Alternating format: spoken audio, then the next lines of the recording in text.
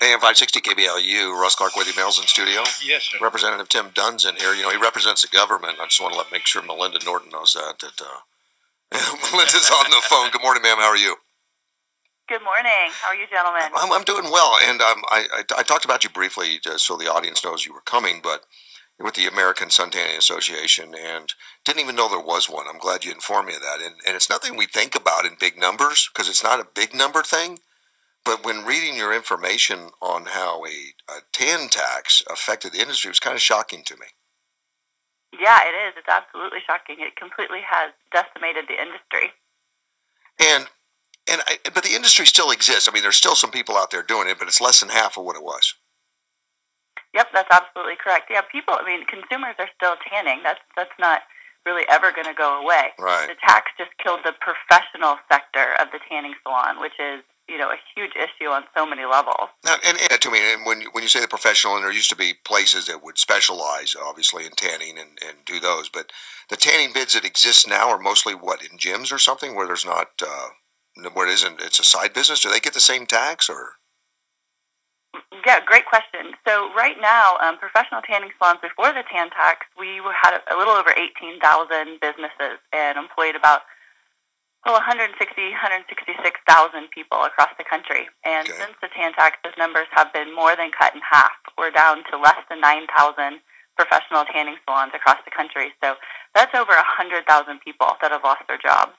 All right. And this is just since 2010, just since the implementation of the tan tax.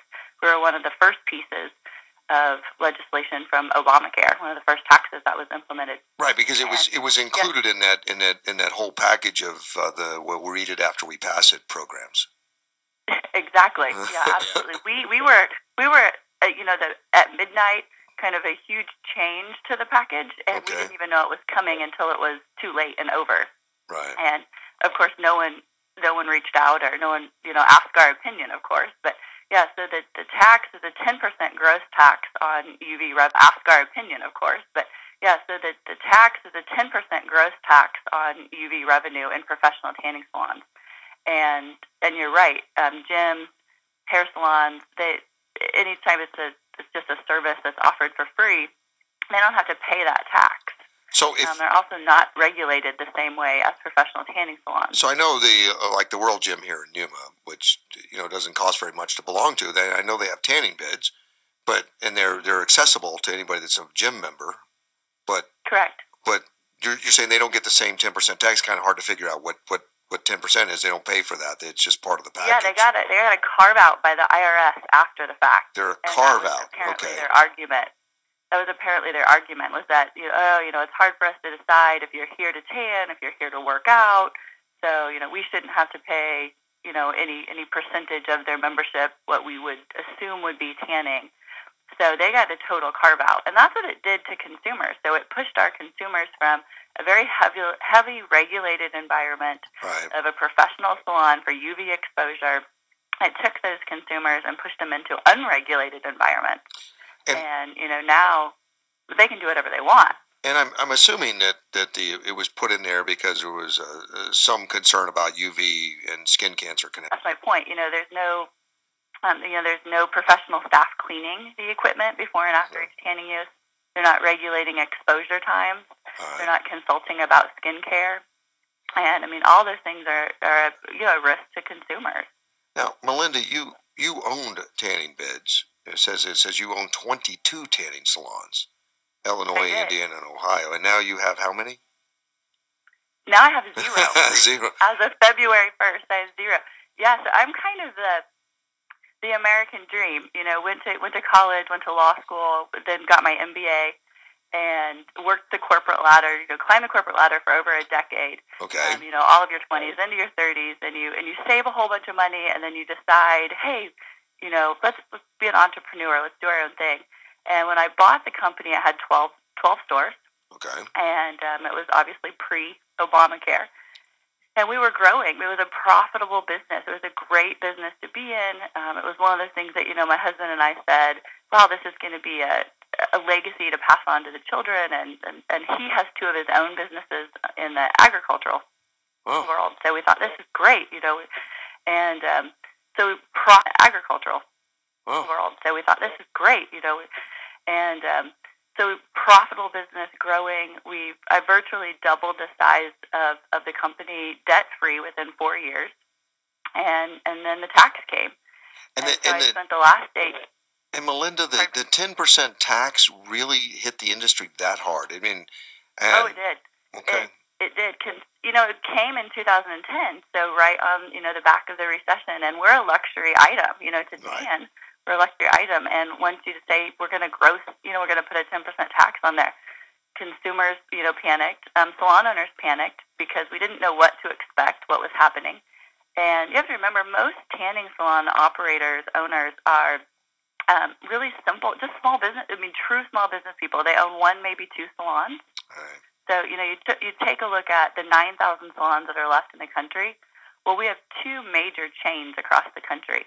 Those 2 chains only represent about 800 salons. So the rest of them are single business units, couple units that people own. And, these people just they weren't operating at a 10% margin to begin with. And some I've found interesting was 70% are owned by women and 99% of the employees are women.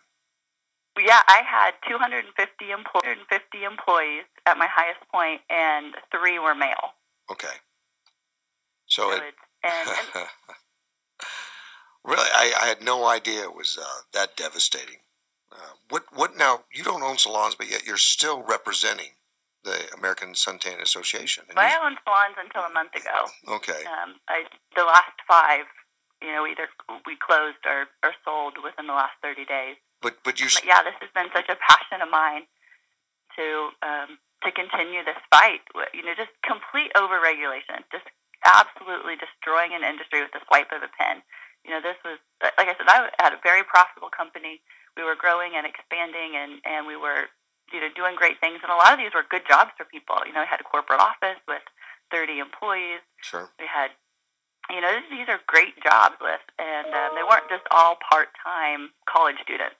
These were good paying jobs and good careers for people. Lots of people were with me for 10 plus years. So what you're looking for, though, is support for a HR 1150, which... Yep, HR 1150 is very simple. It's about 3 lines, and it just seeks to repeal the tan tax.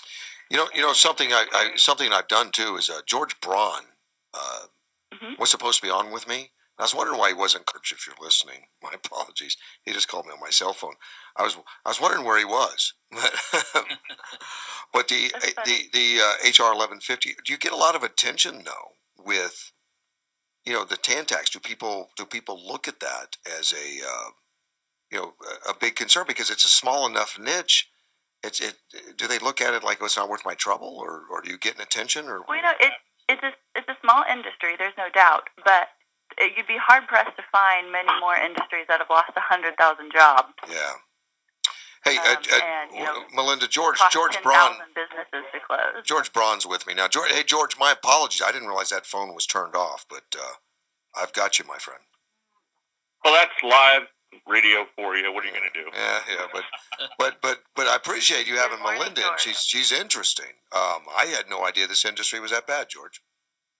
Well, the biggest thing about this was there was a really great article in the Washington Times written by David Keene, who we had on the other day.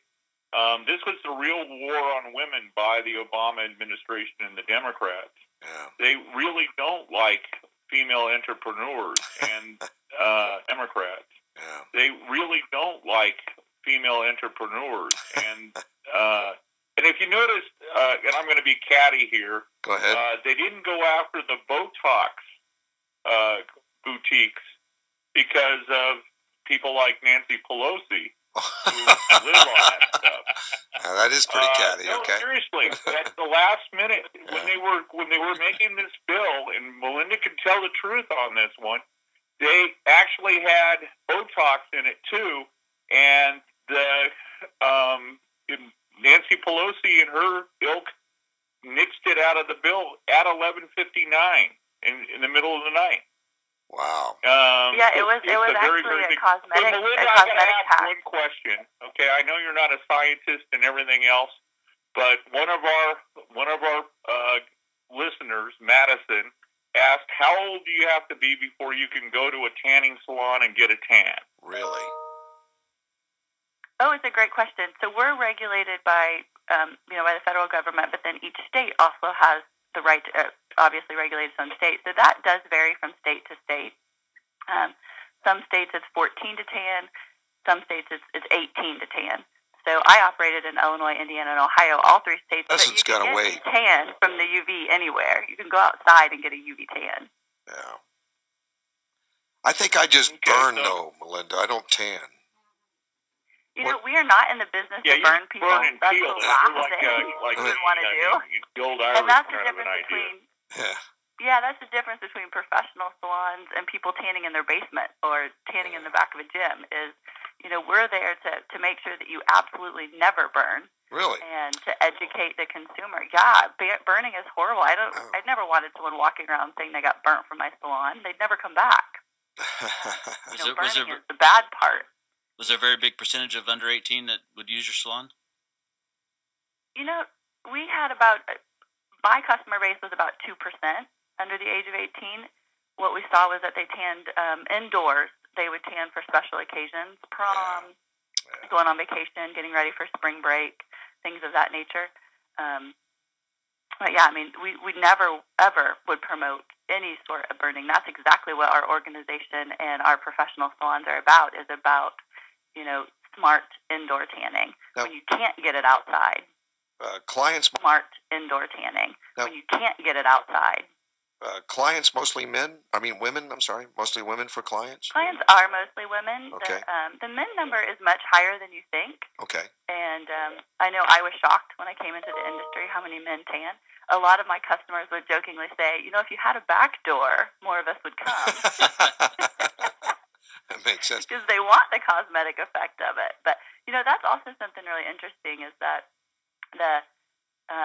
we get about 3 million referrals annually straight from dermatologists because UV light actually helps with about 12 different skin disorders, the most prevalent being psoriasis. I didn't know that. So we get about 3 million direct referrals from dermatologists to come tan with us. I thought it was a whole vitamin D thing. Yeah, we create vitamin D. UV creates vitamin D. Proponents of, always walked around with a tan in Washington, D.C., used to rent a lower apartment from a friend of ours, John Milne, Mr. Boehner, former speaker. We kind of miss him around a lot. Former speaker. We kind of miss him around a lot. But he got his kind of usually on the golf course. I had 2 salons in his district. Oh, you did? Really? Yeah, I did. I had 2 salons outside of Cincinnati, right in his congressional district. So he was well aware of our issue. He's actually, was a huge supporter of trying to repeal the tax. Before he left. So when he left for us, it was a super sad day. He could just see how awful it was. Wow. And now, do you any chance of this this bill getting passed this year? You think, or getting attention? I hope that's what we're working for. That's absolutely what we're working for. If you guys and your listeners could call up or email Chairman Brady and tell him you'd like for this to be in the next tax package, that would be amazing. Yeah. Well, and I'm sure some of them will. And George, I also have Tim Dunn here in the studio with me, as you know, newly appointed to the State House. Good morning, George. Tim, we're hearing good things about you, even up here in Washington, D.C. Well, good. We're trying to do our district, and it's been like drinking from a fire hose for the last 2 weeks. Well, he's already made national news like Don Shooter. That's great. That's great. Linda, is there a website that these people can go on to and get a little more information about the American Tanning Association and these bills? Yep. So our website is americansuntanning.org, and you can help us with an array of issues from there. If you're a salon owner listening, you can become a member. I'd love to have you as a member. Well, George, I appreciate the help, buddy. Sorry about the phone, but we'll do better next time. Oh, no problem at all. Melinda, we want to thank you for coming on, and we'd really like. You got any final thoughts you want to throw on here? Thank you for the opportunity, just for us to be heard. That's what we're looking for here, is just the opportunity to be heard and make sure that 100,000 jobs lost is a travesty. Yeah. But this tax didn't collect anywhere near what it was supposed to collect either. No. It was supposed to collect. It was TBO projected it to collect $2.7 billion over 10 years, and to date, which is obviously a little over 8 years, it's barely collected. Yeah, when you take into they forgot the cost of collecting it, and then just the 10,000 businesses gone, so SBA loan defaults. I mean, this is absurd. They didn't factor all that in. Well, I appreciate it, George. No, it's not a dynamic sport at all. Well, I want to thank Whitley, John Milne, and all your people out there. And if there's anything we can do to help out, are interested in please go to their website, and shout out to Madison and Edison who are listening today, because we have a wind day in Washington, D.C. They shut down the whole city because of wind. I thought you guys were stronger. Yeah, Whitney. Everybody doesn't even have to go to work Whitney today. this morning. I've never heard of a even wind out of day. school. We've got snow days, but we've got a wind day today. All right, well, go fly a kite, guys. Let's have it. Kind of apropos. Well, thank you for having me. I Capital appreciate your time. Shut down